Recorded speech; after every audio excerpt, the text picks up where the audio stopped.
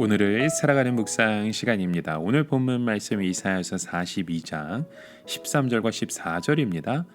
여호와께서 용사같이 나가시며 전사같이 분발하여 외쳐 크게 부르시며 그 대적을 크게 치시리로다.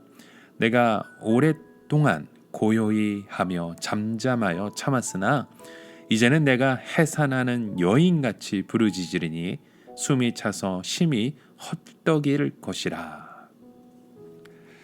여러분, 만약 사람이 어떤 건물 밑에 깔려 있다면 구조대는 어떻게 사람을 구해야 할까요?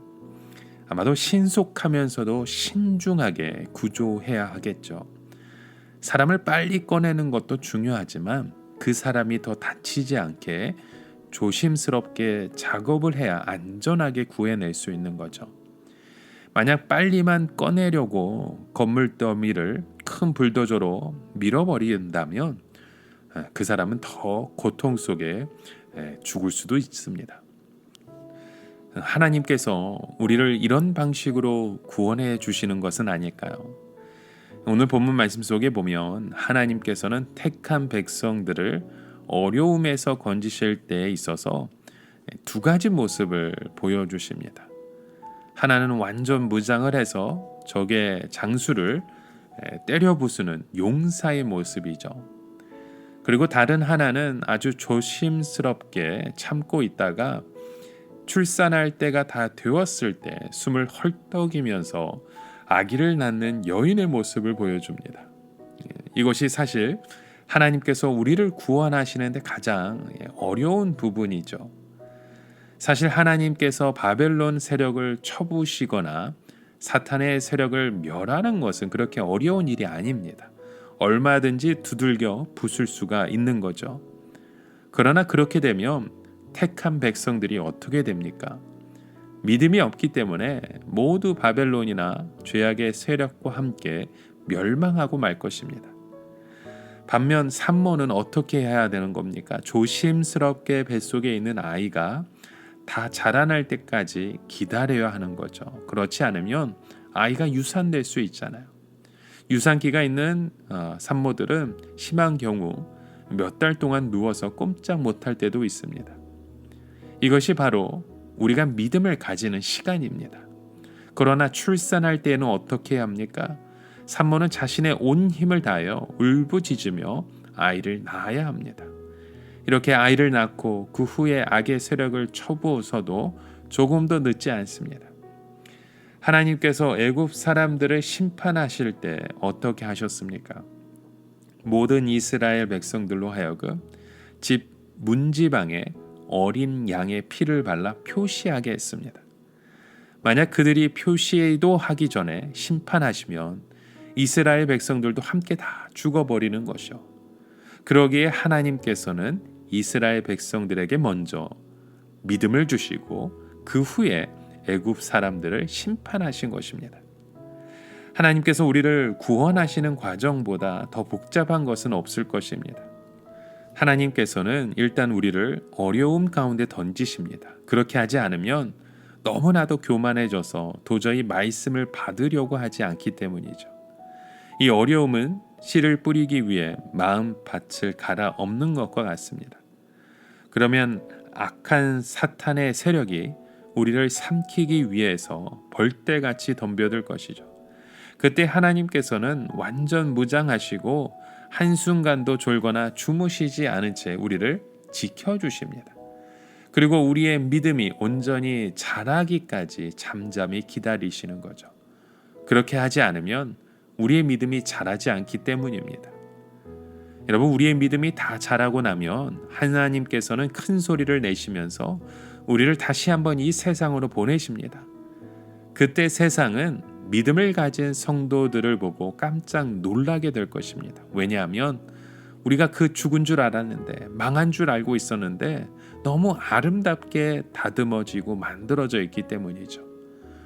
그러므로 무엇보다 두려워하지 않는 것이 중요합니다. 내가 믿음으로 온전히 준비되어 있기만 하면 하나님께서는 산통을 겪으시면서 우리를 다시 한번 이 세상으로 내보내십니다. 이것이 바로 하나님의 해산의 수고입니다. 우리는 이 세상에 다시 한번 태어나게 되는 것이죠. 왜냐하면 그렇게 해야 믿음으로 살 수 있기 때문입니다. 여러분, 지금 고난받는 것이 나의 신앙의 전부라고 생각하지 마시기 바랍니다. 고난은 우리가 잉태되는 과정이며 그 후 출산의 과정을 거쳐 다시 이 세상에 나오는 것입니다. 요셉을 보십시오. 노예로 애굽에 팔려가 감옥에 갇히는 신세가 되었지만 그것이 요셉의 인생의 전부가 아니었습니다. 그것은 잉태되는 과정이었고 굉장한 소리와 함께 다시 이 세상에 태어났습니다. 바로가 꿈을 꿈으로써 감옥에서 나와 하루아침에 애굽의 총리가 된 것이잖아요.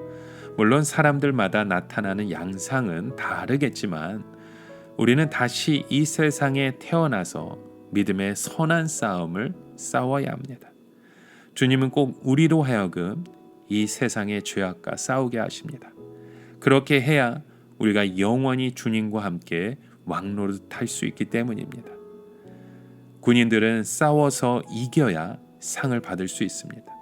우리가 이 세상에 나와서 다른 사람들과 똑같이 잘 먹고 잘 산다면 하나님 앞에는 아무런 상이 없습니다. 하나님의 백성들은 반드시 기억해야 할 것이 있습니다.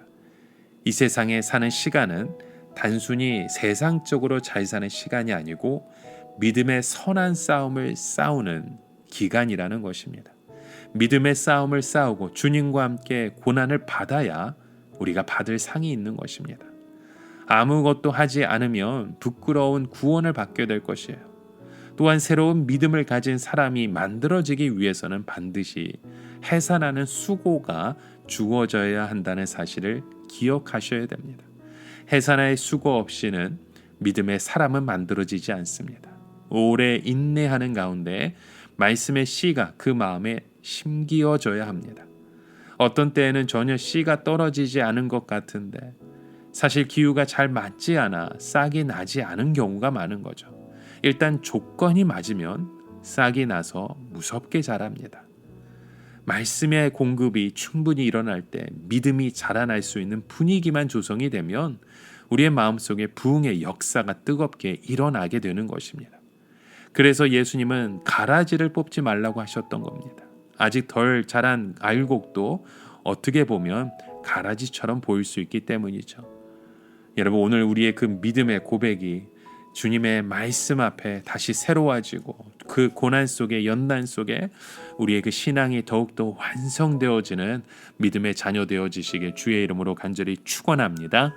함께 기도합니다. 참 좋으신 하나님, 오늘 우리에게 그 믿음의 고백을 허락하셨사오니 주님, 이 연단의 기간 속안 하나님의 뜻을 온전히 붙들며 나아갈 수 있는 믿음의 고백들이 튼튼하게 더욱더 단단하게 세워지게 하여 주시옵소서.